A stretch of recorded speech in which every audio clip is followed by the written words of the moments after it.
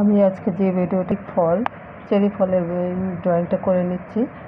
আমি এটা টেবিল ক্লথে ড্রয়িংটা করব। টেবিল ক্লথের মধ্যে হ্যান্ড প্রিন্ট করব। টেবিল ক্লথের চারপাশে আমি এই চেরি ফলগুলো এঁকে নেব। তারপর আমি কালার করব, হ্যান্ড প্রিন্ট করব।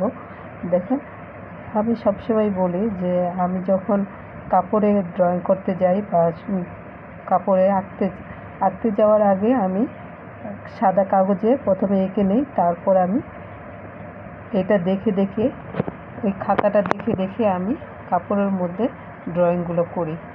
এভাবে আপনারা করে নিতে পারেন, তাহলে জিনিসটা সহজ হয়ে যায় এবং ডিজাইনটা একদম আপনার সামনে তুলে ধরতে পারবেন, যে আর ভুল হওয়ার সম্ভাবনা থাকবে না। ভুলে যাবেন না যে কীরকম হবে না, এরকম চিন্তা ভাবনা থাকবে না। যদি আপনার সামনে এই ড্রয়িং খাতাটা থাকে, তাহলে কাপড়ে আঁকতে আপনার জন্য ইজি হয়ে যাবে। আমার হয়ে যায়, এরকম ইজি হয়ে যায় আমার কাছে, আমার সমস্যা হয় না। আমি যদি ভুলে যাই, এই জন্য আমি আগে থেকে এঁকে নিই খাতার মধ্যে। এই খাতাটা দেখে আপনারা এঁকে নিতে পারবেন। এরকম আপনারা যদি করে রাখেন, তাহলে আপনারা দেখে আঁকতে পারবেন। আপনাদের খাতার থেকে দেখে কাপড়ের মধ্যে ড্রয়িংটা করে নিতে পারবেন, তাহলে আপনার জন্য ইজি হবে। আমার জন্য তো ইজি হয়, সেজন্য আমি আপনাদের জন্য এই ড্রয়িংটা করছি।